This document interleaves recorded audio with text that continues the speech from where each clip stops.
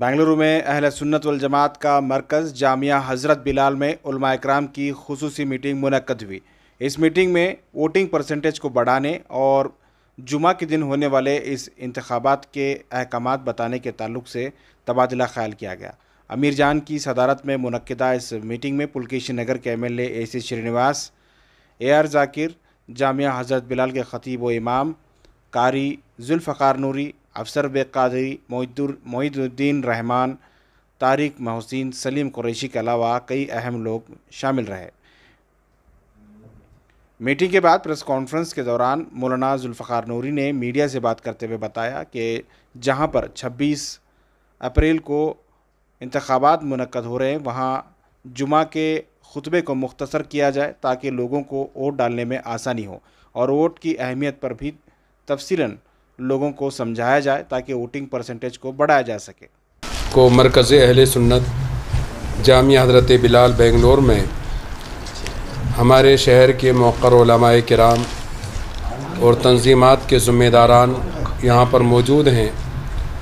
अभी हम तमाम देख रहे हैं कि हमारे मुल्क में जो लोकसभा का इलेक्शन है, पूरा मुल्क किस तरफ जा रहा है, किस तरह के हालात हैं, हम तमाम के तमाम देख रहे हैं। हमारी रियासत कर्नाटक में 26 तारीख को इलेक्शन है, बिल्कुल करीब है, 4 दिन का वक्त है और उसके बाद 7 मई को भी इलेक्शन है। हमारे मुल्क में दीगर रियासतों में भी इलेक्शन है, क्योंकि ये अज़ीम इदारा है और यहाँ पर अज़ीम लोग बैठे हुए हैं। यहाँ की आवाज़ पूरा मुल्क सुनता है।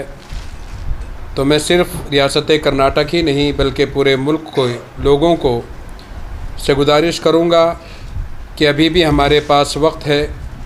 ये मुल्क किसी एक मज़हब का नहीं है बल्कि तमाम मज़ाहिब का ये गुलदस्ता है।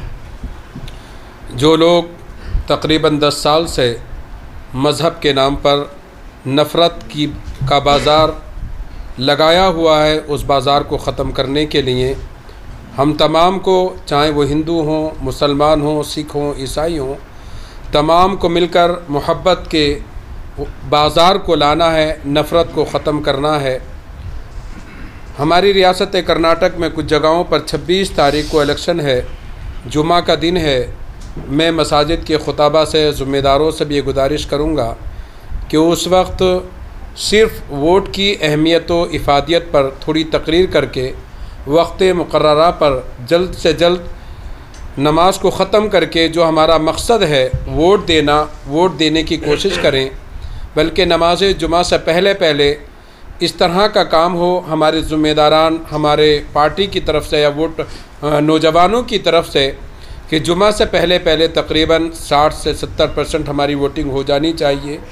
हमने अभी जो हालात देखे, अफसोस हुआ बिहार का इलेक्शन देखकर कि बिहार में इतनी बड़ी आबादी होते हुए, जहाँ से सेकुलर का नारा बहुत ज़्यादा बुलंद किया जाता है, सिर्फ 47% वहाँ पर वोटिंग की गई है। तो ये हमारे सामने ये चीज़ें हैं।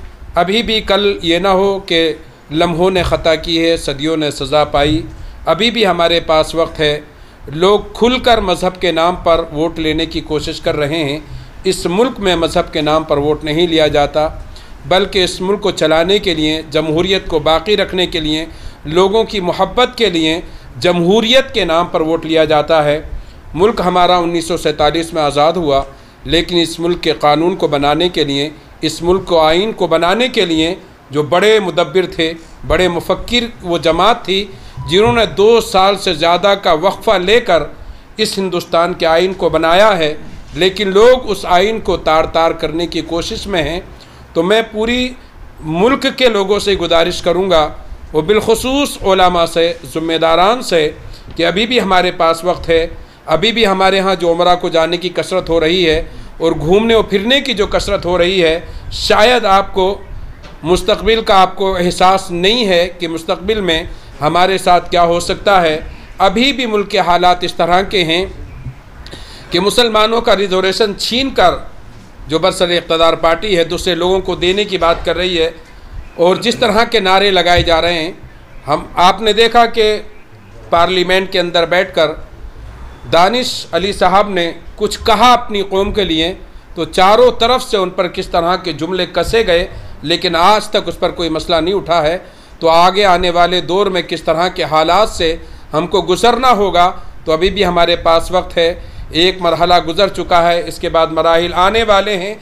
मैं मुल्क के संजीदा लोगों से, सेकुलर लोगों से, मोहब्बत वाले लोगों से, चाहे वो किसी भी मज़हब के लोग हों, मैं जामिया बिलाल बेंगलोर के प्लेटफार्म से इन तमाम मौक़र उलमाए किराम और तंजीमात के ज़िम्मेदारान के ज़रिए से मैं आवाज़ पहुँचाना चाहूँगा कि तमाम को इसमें जुट जाना है।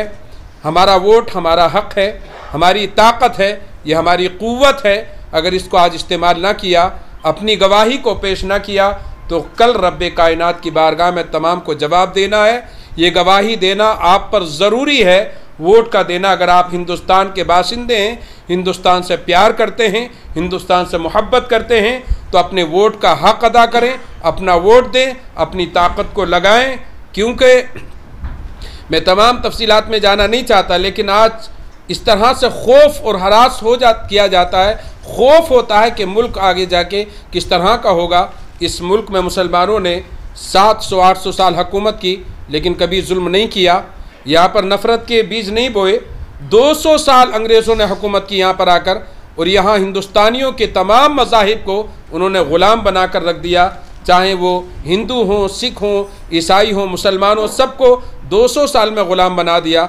और तमाम मज़ाहिब के लोगों ने अपनी जानों को क़ुरबान करके इस मुल्क को आज़ाद किया है। लेकिन आज मुल्क की नफ़रतें बता रही हैं कि शायद कि मुल्क कहीं तीसरी तरफ ना चले जाए। इस मुल्क को बचाने के लिए हम तमाम की ज़िम्मेदारियाँ हैं। जो नफ़रत की बात करें, कभी भी आमी उनके हक़ में आप रायदही का इस्तेमाल ना करें। जो मोहब्बत की बात करते हैं, जो जमहूरियत की बात करते हैं, जो मुल्क की सलामती की बात करते हैं, जो रोज़गारी की बात करते हैं। अभी हमने देखा रियासत कर्नाटक में इलेक्शन हुआ, 5 गारंटी का यहाँ पर ऐलान किया गया। अल्हम्दुलिल्लाह यहाँ की कांग्रेस हुकूमत ने 1 साल के अंदर 5 गारंटी पर काम किया है।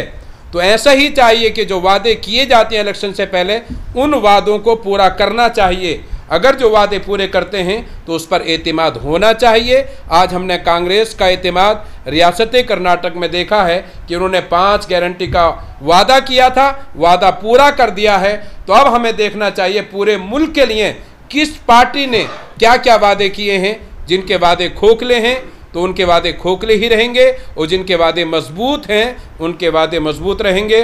तो आज भी मैं कहूँगा पूरे मुल्क के लोगों से, तमाम ही मज़ाहिब के लोगों से कि अभी खुल कर आएँ और एक अच्छी मजबूत हुकूमत अपने मुल्क के लिए लेकर आएँ। जो तमाम का जो फूलों का गुलदस्ता है, फिर मुल्क हमारा फूलों का गुलदस्ता बने, और आपस में हम इस त्यौहार को, यानी वोटिंग के दिन एक त्यौहार का दिन होना चाहिए। ईद के लिए जैसे हम सुबह से तैयार रहते हैं, इसी तरीके से वोट डालने वाले दिन भी हमें एक त्यौहार की तरह हमें निकलना चाहिए।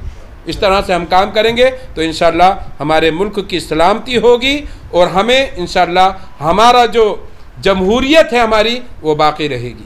जुम्मा के दिन भी कई हलकों में नमाज ये वोटिंग है, तो उन हलकों के ज़िम्मेदारान मसाजिद 10-10 मिनट का अगर वक्फा रख लें अपनी नमन मसाजिद में, तो एक मैं यहाँ से ये भी ऐलान करूँगा कि हमारे यहाँ जुमा फ़र्ज़ है, लेकिन उर्दू खुतबा कोई फ़र्ज़ वाजिब नहीं है। और कोई एक वक्त आपने मुतय्यन कर लिया है तो अब मोहल्ले के लोग अपने अपने एतबार से 10 मिनट या 15 मिनट या 5 मिनट का फ़र्क, कि फ़लाँ मस्जिद में 1 बजे जुमा है तो वहाँ 1:05 पे हो जाए, कहीं 1:10 पे हो जाए, कहीं 1:15 पे हो जाए। इसी तरीक़े से मैं कहूँगा कि 2 बजे के अंदर अंदर या 1:45 बजे के अंदर अंदर पूरे हमारी मसाजिद में जुमा हो जाए, और जुमा के बाद जो बचे हुए लोग हैं तो उन पर ताकीद के साथ, यानी उनसे पूछा जाए। और ये काम तमाम ही मसाजिद के ज़िम्मेदारान, तंजीमात के ज़िम्मेदारान, आइमा और खुतबा का है। उस पर हम तमाम को मिल बैठ कर काम करना ज़रूरी है। लोग कहते हैं कि मेरे एक वोट से क्या होगा, ऐसे लोगों के लिए क्या मैसेज? देखिए, एक ही वोट ताकत होती है। जो ये कहते हैं कि मेरे एक वोट से क्या होगा, वो अपने काम पर चले गए, या अपनी रियासत छोड़कर कहीं चले गए, या उम्रा वगैरह के लिए चले गए, और वो कहेंगे कि यहाँ लाखों वोटों से इंसान जीतते हैं, लाखों वोटों का इलेक्शन होता है। तो एक ही वोट से हार होती है, एक ही वोट से जीत होती है, एक ही वोट से MP बनता है, और आपके एक MP से, एक वोट से मुल्क का प्रधानमंत्री बना करता है। एक वोट में इतनी ताकत है। तो आप अपना वोट, एक वोट है, लेकिन ये चाहें कि शरई तौर से आप वकील हैं, आप गवाह बनने के लिए आपको अल्लाह ने वो आपको मौका दिया है। अगर आप मौका गवाएंगे तो आप मुल्क के भी वफादार नहीं रहेंगे और अपने मजहब के भी वफादार नहीं रहेंगे। ಅಭಿವೃದ್ಧಿ ಕಡೆ ಹೆಚ್ಚಿನ ಗಮನ ಕೊಡೋದ್ರಿಂದ ನನಗೂ ಟೈಮ್ ಸಾಲಿಲ್ಲ। 3 ಅಸೆಂಬ್ಲಿ ನಡೀತು ಈ 11 ತಿಂಗಳಲ್ಲಿ। ಈ ಅಸೆಂಬ್ಲಿಯಲ್ಲಿ 15 ದಿನ ಕಳೆದ್ವಿ।